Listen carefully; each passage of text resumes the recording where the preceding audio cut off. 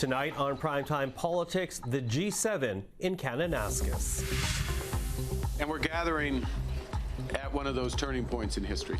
I think we all recognize that turning point where the world looks to this table for leadership. Prime Minister Mark Carney hosts world leaders in the Alberta resort town focused on global partnerships and improving trade relations with the United States. Coming up, we'll speak with CPAC's Andrew Thompson, who's covering the event from Banff, and former Foreign Affairs Minister Peter MacKay will get his assessment of the progress being made. Also, the Chief of the Defence Staff, Jennie Carignan, on the other matter topping the G7 agenda, Canada and global security.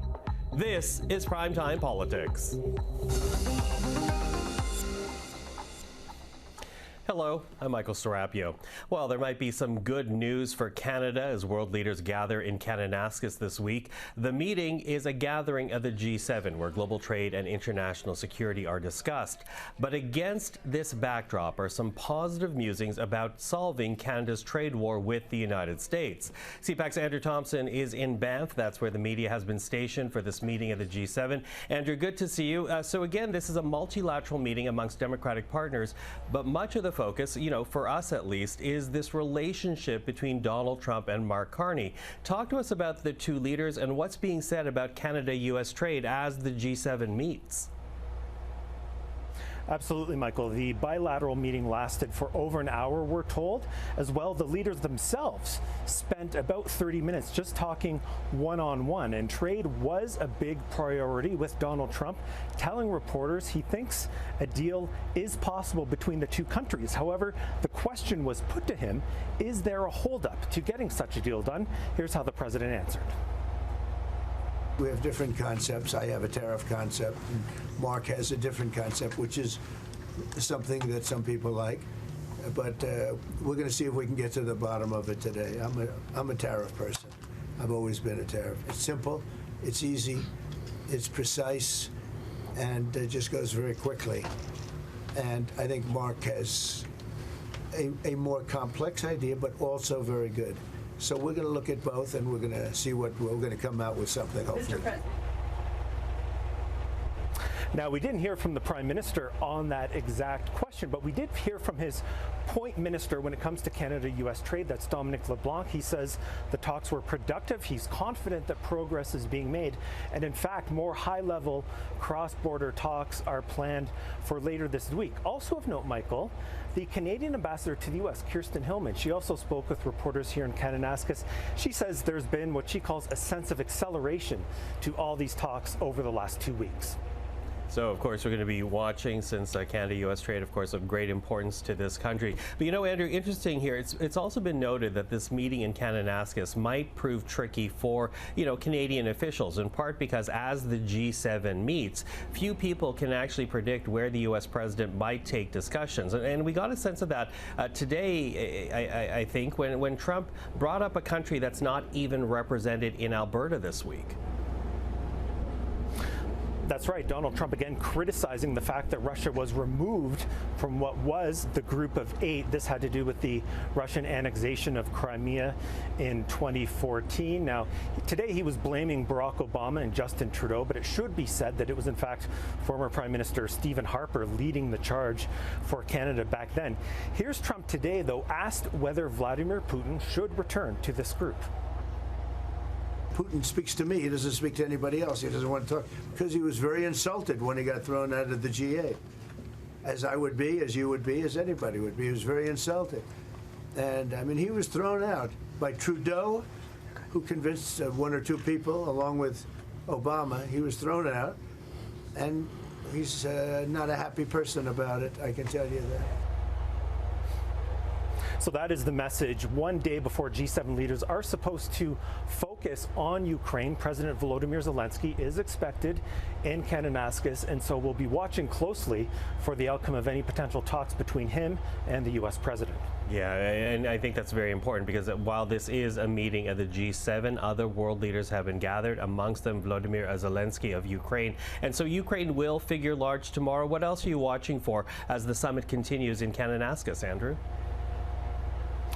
Well, also on the official agenda will be discussion on energy security. So very interested to see the outcome of that. And as you mentioned, this is the day where we see a wider array of world leaders join the G7. So we're going to see the UN Secretary General, we'll see the head of NATO, and we'll see more individual country leaders of note, the Prime Minister of India and the President of Mexico. So lots more one-on-one bilateral meetings to come. And Michael, something we're also obviously watching tomorrow, the closing news conference from Prime Minister Mark Carney. We'll hear his thoughts as G7 chair. Okay, Andrew, thank you for that. CPAC's Andrew Thompson in Banff, Alberta. Well, let's continue the discussion now and reach out to former Foreign Affairs Minister Peter MacKay, currently Strategic Advisor at Deloitte Canada and Senior Counsel at McInnes Cooper. Peter, always good to see you. Thank you for taking the time. Pleasure to see you too, Michael. Thank you. Listen, the U.S. president, and I think we need to start there because even though this is a meeting of the G7, a lot of the focus for Canada is the trade relationship with the United States. And we did hear Donald Trump say that his primary focus at Kananaskis is trade with Canada. But he also described himself as a tariff person, up against what seems to be very positive signals about the discussions taking place between our two countries right now. What do you make of those kind of comments? On the one hand, very positive about trade, but on the other, being very gung-ho still about tariffs. Well, it's consistent with Donald Trump in many ways, and this feels a bit like a G6+1. And you saw even in the reference in the last clip of him referencing Russia and the fact that they should be back in. He did misspeak when he mentioned it was Justin Trudeau. I was actually part of that government and quite proud of the fact that Russia was removed from the G8 because of their illegal and vicious invasion of their neighbor, Ukraine. But look, as far as trade is concerned, I think there would be nothing better for Canada and for Prime Minister Carney than to emerge with some sort of a plan, if not a trade deal of sorts. I know officials are working very hard behind the scenes, as are certain ministers. And if that were to happen, that in and of itself would be a very enormous, consequential win for Canada and for the Prime Minister. Mm-hmm. You know, I'm going to get on the issue of Russia in a moment, but staying on trade right now, Peter, even though there seems to be progress being made here, do you think going forward, no matter what trade agreement Canada reaches with the United States, that tariffs will be a reality of that agreement because we're so used to tariffs being taken away from the equation? Well, tariffs have upset the apple cart in terms of the trade relationship with just about every country. I think there are 20 countries now where there is some form of a dispute. Interesting to note that President Sheinbaum will be there from Mexico and taking part in discussions. And of course, what we would ideally like to see is the reconstruction of the CUSMA, or the former NAFTA. I'm not so sure that will be the final outcome, but aiming high, that would be what Canada would obviously prefer. As far as other countries are concerned, we stand to either be made an example of, or in fact to be a country that emerges, much like the United Kingdom, as a country that has, in a sense, survived this period of complete chaos on the trade file. So there appears to be at least a modicum of respect and reciprocal discussions happening now that will lead to some sort of a productive outcome, one would hope. It may not happen in the next 24 hours, but at least we've avoided, and this is setting a bar very low, we've avoided the sort of outburst that we have seen in the past, including going back to the last G7 that Canada hosted in Charlevoix. Mm-hmm. Now, let's get onto the matter of Russia now, because as you said, Donald Trump mentioned that country. And of course, Russia used to attend the G7 when it was briefly the G8. Mr. Trump says Russia should return, maybe observer right now, if not full participant. Dig into a bit of what you were talking about, because, President Trump seems to be very convinced that it would be worthwhile for Russia to be invited back into the fold. Well, absolutely not. There would never be a consensus around that, in spite of the heft and influence of the United States. What Russia did, and specifically what President Vladimir Putin has done, is tantamount to war crimes. I mean, taking children from Ukraine, this ongoing onslaught of missiles into major cities, civilian centers, hospitals, schools. There is no way on God's green earth that Russia is going to be invited back in to the G7 now, until this conflict, this war on Ukraine is over. And I remember very well going back to 2014, Michael, when the invasion started in Crimea, and then, of course, continued more recently to the whole of Ukraine. And so it would be unthinkable, unfathomable that this would happen. And Vladimir Putin should be in an orange jumpsuit at The Hague, not at a G8 meeting. Mm-hmm. Okay, well, we'll see where that discussion goes, because, of course, Donald Trump continues to talk about Russia and normalizing relationships with that country. But, you know, the Prime Minister has been talking to other nations as well. You mentioned Keir Starmer with the U.S. President. Of course, the British Prime Minister was here in Ottawa over the weekend talking ahead of Kananaskis. Canada also in negotiations with the EU about forging deeper ties, including defense ties. You know, Peter, I wonder, given how volatile Donald Trump can be, is it actually wise to be having these types of meetings as the G7 gets together in Kananaskis? Well, it seems to be a bit of a strategy on the part of the Prime Minister to sort of flood the zone in a way, and they've taken precautionary notes not to advertise that it would be a joint communique, because we saw what happened before when the President refused to sign and made derogatory remarks about then Prime Minister Trudeau. It is interesting, though, the countries and the bodies who were there, including NATO, the Prime Minister got out in front of this NATO 2% issue by making an announcement with respect to Canada's aspirations to get there before Christmas. I'll leave that as to whether we have the budget for it and whether it'll happen. But nevertheless, these are worthwhile discussions, to be sure, Michael, because our adversaries are doing something similar. They're getting together, they're working together, they're communicating together, they're trading together, and they're stronger for it. And the Western countries, particularly the G8, but including the European Union, really have to do the same out of necessity. Now, to your question, there needs to be diversity in Canada's trade relationship with more of these countries. And I would say capitalizing on the advantage that we already have, a comprehensive economic trade agreement with the European Union, and in some cases, Asia-Pacific countries. And certainly we should be first in line to have a full-blown free trade agreement with Great Britain. So all of that is in Mr. Carney's corner in terms of hopeful outcomes. But it is all for naught if this falls apart, even at the 11th hour with the president. And it's a bit like, you know, confronting a bear. Don't try to stare it down. Don't make any sudden movements or you'll get mauled. And that is always a danger with Donald J. Trump. Yeah, and a very apt description, considering grizzly bears have been sighted between Kananaskis and Banff there, Peter. But listen, I do wonder about the usefulness of these G7 meetings, because, you know, unlike, for example, NATO, which clearly has an operational mandate, the G7, you know, is a bit more aspirational amongst democratic countries, amongst industrial economies, the largest ones in the world. Is it still worthwhile to be gathering together if, you know, the largest market in this grouping is not necessarily on side with the other 6 members of the gathering?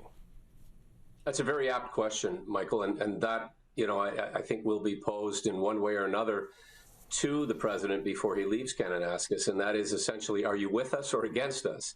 And on certain of these important files, including the war on Ukraine, it doesn't appear that he is in alignment with most of the countries in attendance, all of the countries in attendance. Certainly, the presence of President Zelensky highlights that fact. And, you know, it brings to mind, of course, the necessity, as I said before, of trying to knit these important alliances together. And, you know, one other salient point that was referenced is energy and energy security. And so for Canada, this is a particularly unique opportunity. It's in Alberta. Premier Danielle Smith is there in the halls talking to individuals.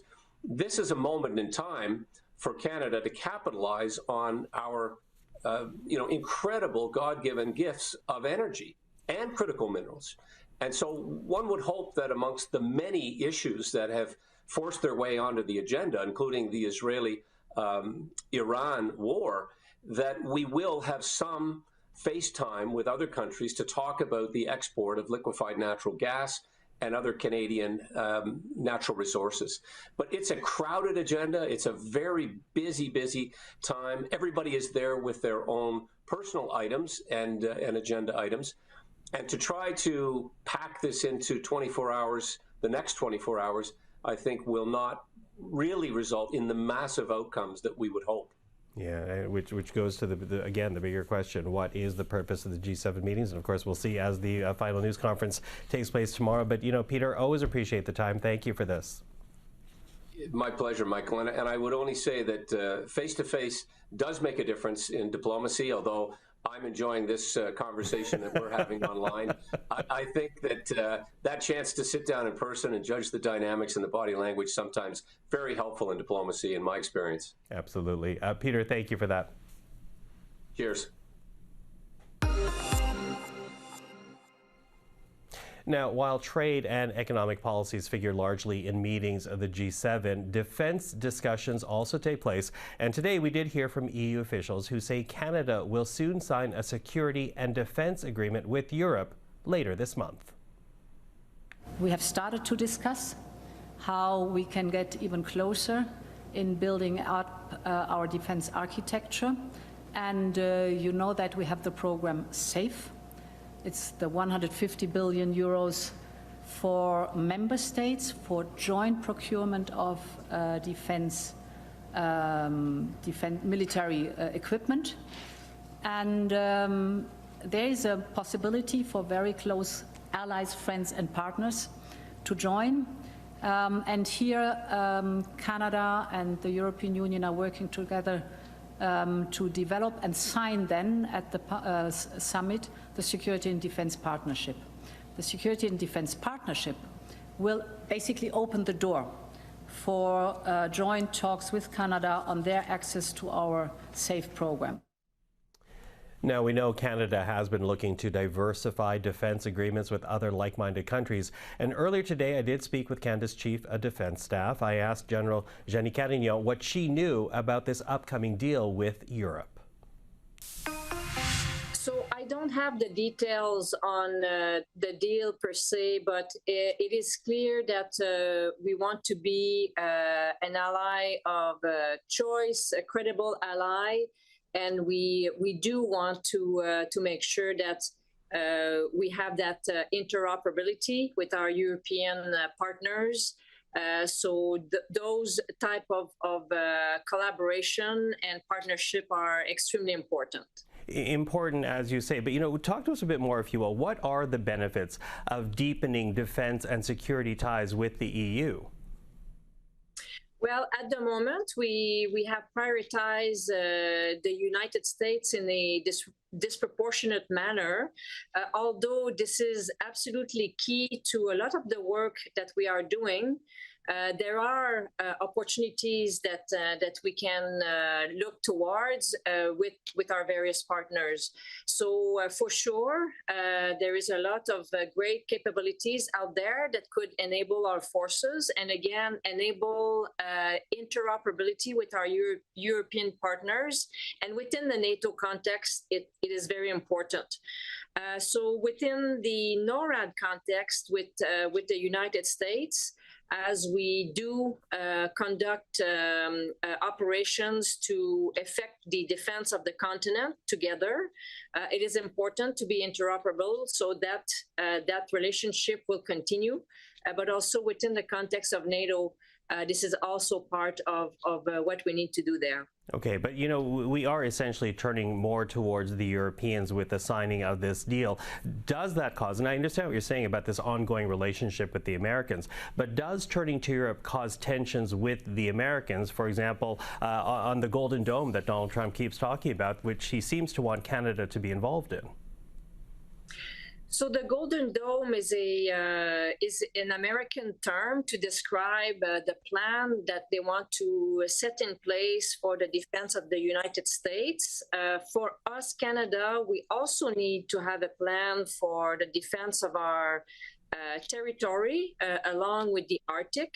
But it is also important to do it in collaboration with the United States, because it is much better doing it together.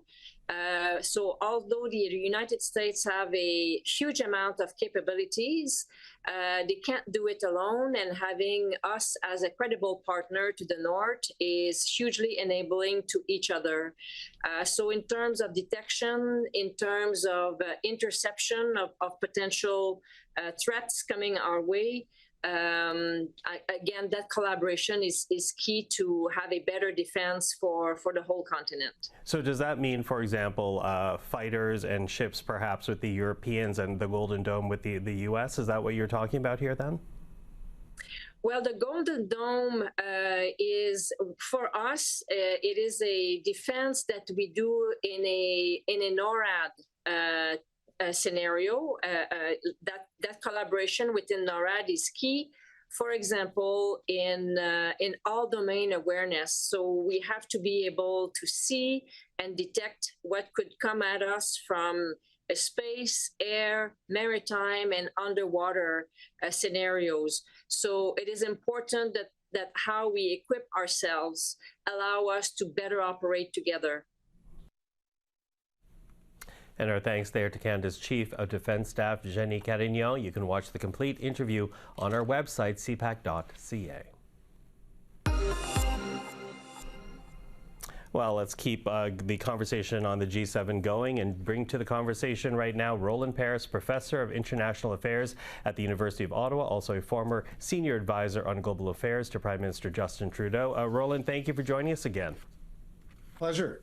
So listen, there seems to be two very clear tracks that the Prime Minister is having to follow at this meeting. One, as global convener, trying to find common cause amongst G7 allies and others who have been invited to Kananaskis. The second, as Canada's chief negotiator with Donald Trump. You know, how difficult of a balancing act is this for Mark Carney?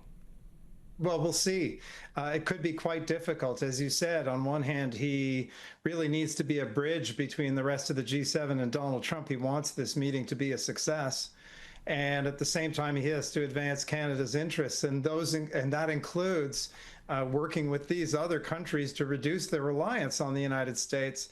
So, you know, this is going to require a great deal of diplomacy from Mark Carney, and especially in these private sessions that they're going to have. And if there's going to be an eruption from Donald Trump, it might come out. It might be as a result of the candid conversations in those private sessions. Yeah, and I think that's what people have been warning about, concerned about. But given, you know, the difficulty of this balancing act, does the existence of the G7 really matter anymore? Because, you know, unlike NATO, which arguably has a very clear mandate, when it comes to the G7, it seems to be more aspirational. So is it better off to just have bilateral or multilateral deals amongst, you know, willing partners rather than this annual G7 get-together that creates this expectation of cooperation?